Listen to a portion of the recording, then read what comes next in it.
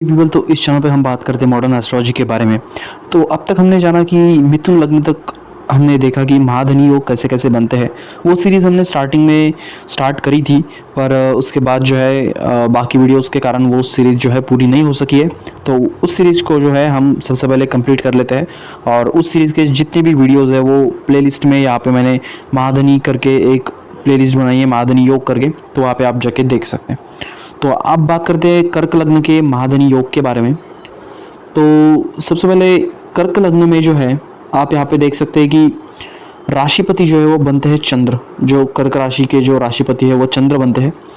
तो जितने ज़्यादा यहाँ पे महाधनी योग बनेंगे उतने ज़्यादा आप धनवान होंगे। ये सीधा सीधा इसका जो है प्रमाण है कि जितने महाधनी योग बनेंगे उतने ज़्यादा आप धनवान होंगे। तो स्टार्ट करते हैं एक एक योगों से। तो सबसे पहले जैसे ही आप अगर मैंने बताया कि सपोज फर्स्ट लग्न का जो प्लैनेट है यानी चंद्र जो है अगर यहाँ पे 11th हाउस में आ गया है, तो आपको सबसे पहले ये देख लेना है कि चलित में भी वो वहीं पे बैठा हुआ है। अगर क्योंकि चंद्र जो है वो सबसे तेज प्लैनेट है, वो आगे या पीछे जा सकता है, और मोस्टली ऐसा देखा गया है कि चलित कुंडली में चंद्र जहाँ पे आगे या पीछे गए हैं उधर का ही वो फल दे रहे हैं। तो सबसे पहले आपको चलित कुंडली और अपनी जन्म कुंडली में ये फिक्स कर लेना है कि आपका चंद्र जहाँ पे बैठा है वो वही का फल दे रहा है। तो स्टार्ट करते हैं वीडियो को। तो सबसे पहले जब चंद्र जो है किसी भी धन भाव से, यानी चंद्र जब 11th हाउस में जब जाते हैं तो वो उच्च के हो जाएंगे, तो यहाँ पे बहुत ही बढ़िया प्रभाव वो देते हैं।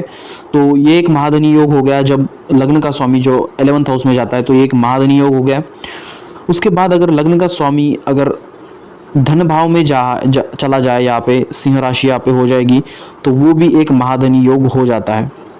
तो इस तरीके से जो है अगर लग्न का स्वामी जो है वो यहाँ पे नवम में चला जाए तो ये भी एक प्रकार का महाधनी योग हो जाता है। ऐसा जातक जो है बहुत ज़्यादा भाग्यवान होता है। तो भाग्यवान होता है तो धन भी उसके लाइफ में बहुत ज़्यादा होता है। और हम आगे देखेंगे तो ये हो गए 3 टाइप के।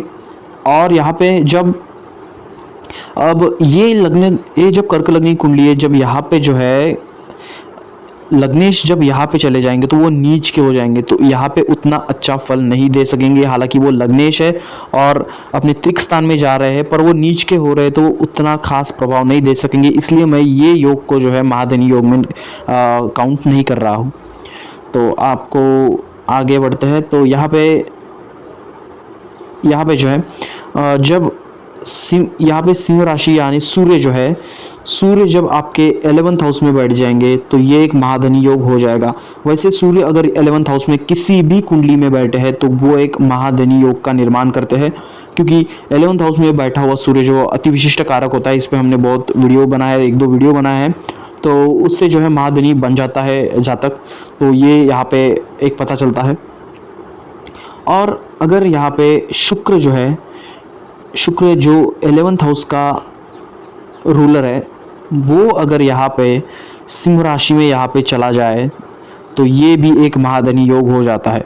मतलब धनेश और लाभेश का अगर आपके जन्म कुंडली में संबंध हो जाए तो वो एक महाधनी बहुत स्ट्रॉन्ग महाधनी योग ये क्रिएट करता है। बाकी सभी महाधनी योगों से सबसे ज़्यादा अगर कोई महाधनी योग बनता और जो ज़्यादा इफेक्टिव है तो वो ये वाला है। अब कर्क लग्न की कुंडली में एक निगेटिव बात यह है कि यहाँ पे सूर्य और शुक्र जो है वो आमने सामने कोई भी घर में नहीं आ सकेंगे। मान लीजिए यहाँ पे सूर्य है और यहाँ पे शुक्र है, ऐसा नहीं हो सकता है, क्योंकि शुक्र जो है वो सूर्य के 2 घर पीछे या फिर 2 घर आगे इन घरों में ही रहते हैं। वो सूर्य से 7th हाउस में नहीं जा सकते। तो ये एक चीज़ यहाँ पे निगेटिव बन जाती है कर्क लग्न की कुंडली के लिए। पर यहाँ पे अगर सूर्य और शुक्र की युति किसी भी भाव में बन जाए तो वो एक महाधनी योग हो जाता है। हालांकि वो 6th हाउस 8th हाउस या 12th हाउस में भी बन जाए तो ये एक महाधनी योग का ही निर्माण करता है।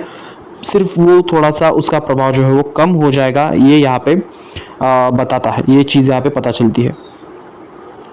अब यहाँ पे अगर और एक महाधनी योग के बारे में बात करते हैं।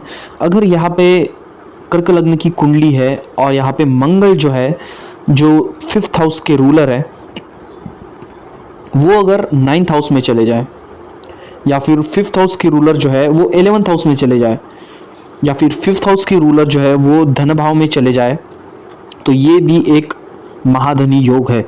तो इसमें सबसे ज़्यादा जो है कारीगर महाधनी योग जो है वो बनता है 5th हाउस वाले का 9th में जाना, ये सबसे अच्छा महाधनी योग है। उसके बाद ये दोनों महाधनी योग जो है वो उतने स्ट्रांग हो जाएंगे। आपको ये भी देख लेना है कि वो प्लैनेट का बलाबल कितना है, डिग्री वाइज कितना बलाबल है, वो सभी चीज़ें जो आपको देख लेनी है, तभी आप पूरे निष्कर्ष पे जा सकते हैं। तो ये कुछ चीज़ें थी जहाँ पे आप देख सकते हैं कि और यहाँ पे अगर मान लीजिए अगर लग्न में आके बैठ जाए, अगर शुक्र लग्न में आके बैठ जाए, या फिर सूर्य लग्न में आके बैठ जाए, या फिर 5th हाउस का मालिक या फिर 9th हाउस का मालिक अगर लग्न में आके बैठ जाए, तो ये भी एक महाधनी योग हो जाता है। उसके बाद आगे बढ़ते अगले महाधनी योगों के बारे में। उसके बाद अगर शुक्र यहाँ पे सप्तम में आ जाए, शुक्र यहाँ पे सप्तम में आ जाए, वैसे अगर शुक्र किसी भी लग्न की कुंडली है और शुक्र अगर केंद्र स्थानों में है, तो वो जातक जन्मता ही महाधनी होता है। मतलब अच्छे खासे खानदान में जो है उसका जन्म होता है। हालांकि वो शुक्र नीच का नहीं होना चाहिए। मान लीजिए धनु लग्न की कुंडली है और दशम भाव में अगर नीच का शुक्र है, तो वो व्यक्ति धनवान परिवार में जन्म नहीं लेगा।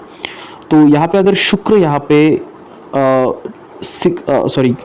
पे अगर शुक्र यहाँ पे 7th हाउस में चला जाए, तो 7th हाउस में जाने के बाद वो जो है लग्न को देखेगा।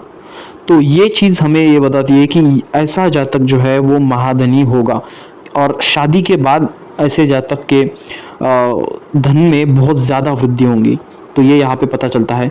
वैसे ही एट द सेम टाइम अगर सूर्य यहाँ पे 7th हाउस में आ जाए और वो लग्न को देखे, तो ये भी सेम ही कुछ ऐसा ही कुछ योग यहाँ पे बन जाता है। शादी के बाद जो है धन आने की या फिर बहुत बड़े परिवार में शादी होने की ये संभावना बताता है, या फिर शादी के बाद जो है धनागमन का ये संभावना, प्रबल संभावना यहाँ पे बताती है। तो ये कुछ चीज़ें थी जहाँ पे और भी बहुत सारे महाधनी योग बनते हैं। देखना होगा हमें पंचम और नवम का अधिपति कहीं पे युति में है, या फिर दशम और नवम का अधिपति अगर युति में है या फिर एक दूसरे से संबंध बना रहा है।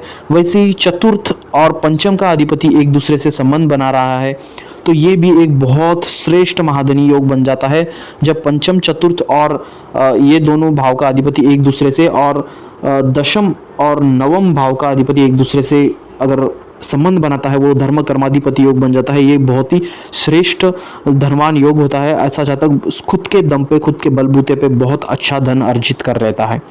तो ऐसे बहुत सारे धन योग अगर आगे जो कवर नहीं हुए हैं, मैं आगे वाले वीडियो में लाऊंगा ही। तो तब तक के लिए इसी वीडियो को यहीं पे ख़त्म करते हैं। तो आज के लिए बस इतना है दोस्तों। तब तक के लिए चैनल को दे सब्सक्राइब, वीडियो को दीजिए लाइक, और तब तक के लिए good bye and thank you.